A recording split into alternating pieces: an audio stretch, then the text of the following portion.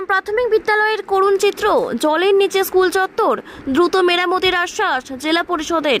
পূর্ব বর্ধমান জেলার খণ্ডঘোষ ব্লকের চাকগ্রাম তপশিলি অবৈতনিক প্রাথমিক বিদ্যালয়ের বেহাল দশা নিয়ে ক্ষোভ ছড়িয়েছে এলাকাবাসীর মধ্যে। বিদ্যালয়ের প্রধান শিক্ষিকা বিষয়টি জানিয়েছিলেন জেলা পরিষদের অধ্যক্ষ অপার্থিব ইসলামকে। তিনি বিষয়টি গুরুত্ব দিয়ে লিখিতভাবে জেলা পরিষদের সভাধিপতির কাছে পাঠান। ঘটনার পরিপ্রেক্ষিতে আজ জেলা পরিষদের সভাধিপতি তৎপরতার সাথে শিক্ষা কর্মাধ্যক্ষ শান্তনু কুমার এবং জেলা পরিষদের ইঞ্জিনিয়ারকে বিদ্যালয় পরিদর্শনে পাঠান। সাথে ছিলেন অধ্যক্ষ অপার্থিব ইসলাম নিজেও। পরিদর্শনে গিয়ে দেখা যায় পুরো বিদ্যালয় চত্বর জোরে জল থই থই করছে। প্রধান শিক্ষিকার কক্ষে ছাদে ফাটল দিয়ে জল ঢুকছে। মিড ডে মিলের রান্নাঘরেও জমেছে জল। পড়ুয়াদের টয়লেট ও পানীয় জলের মোটর ব্যবস্থাও সম্পূর্ণ অচল।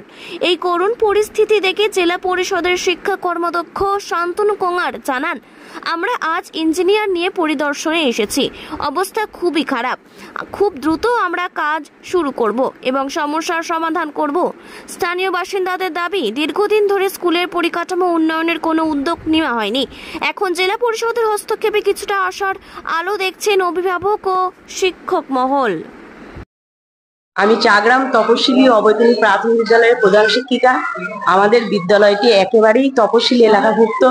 এখানকার বিদ্যালয়ে ছাত্রছাত্রী উপস্থিতি হয় খুব বেশি, কিন্তু এখানকার পরিকাঠামো হচ্ছে অ্যাজবেস্টারের ছাউনি এবং মিড ডে মিলের রুম হচ্ছে খুবই খারাপ। সেজন্য আমি আমাদের খুবই কাছের মানুষ আমাদের জেলা পরিষদের অধ্যক্ষ ফাল্গুনিদার কাছে আমরা আবেদন করেছিলাম। উনি তৎকালীন খুব তাড়াতাড়ি এবং সেজন্য উনি সঙ্গে সঙ্গে সভাধিপতির কাছে এটা পাঠিয়েছিলেন এবং তারপরে এটা হচ্ছে আমাদের জেলা থেকে ইন্সপেকশনে এসেছেন এবং ওনারা আশ্বাস দিয়েছেন যত তাড়াতাড়ি সম্ভব আমাদের বিদ্যালয়টিকে মেরামত করে দেবেন।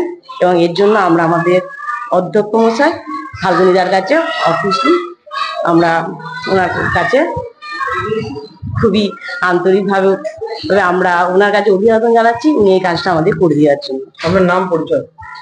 আমার নাম মঞ্জুলা খাতুন। আমি চাকগ্রাম তপশিলি অবৈতনিক প্রাথমিক বিদ্যালয়ের প্রধান শিক্ষিকা।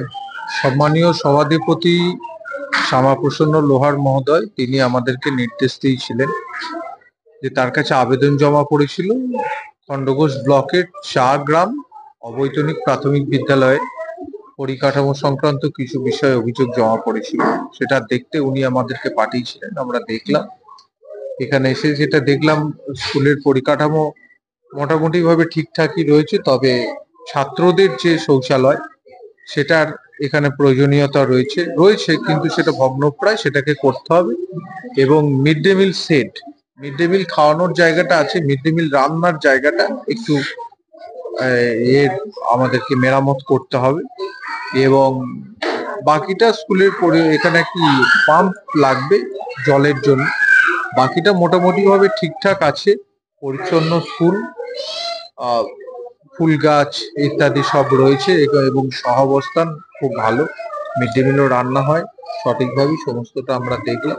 আমরা চেষ্টা করছি জেলা পরিষদ থেকে সর্বত্র যেখানে আমাদের সীমিত ক্ষমতার মধ্যে থেকে যে সমস্ত স্কুল পরিকাঠামো উন্নয়নের ক্ষেত্রে পূর্ব বর্ধমান জেলা পরিষদ সিদ্ধান্ত নিয়েছে যে স্কুলের বাউন্ডারি, কোথাও মিড ডে মিলের সেট, কোথাও কিচেন সেট, কোথাও স্কুল বিল্ডিং, এগুলো করে নেওয়ার জন্য। তো আমরা প্রায়োরিটির ভিত্তিতে করার জন্য সিদ্ধান্ত নিয়েছি। আজকে সেটাই এখানে দেখলাম, একটা তপশিলি অবৈতনিক প্রাথমিক বিদ্যালয় চাকগ্রাম খণ্ডঘোষ ব্লকের।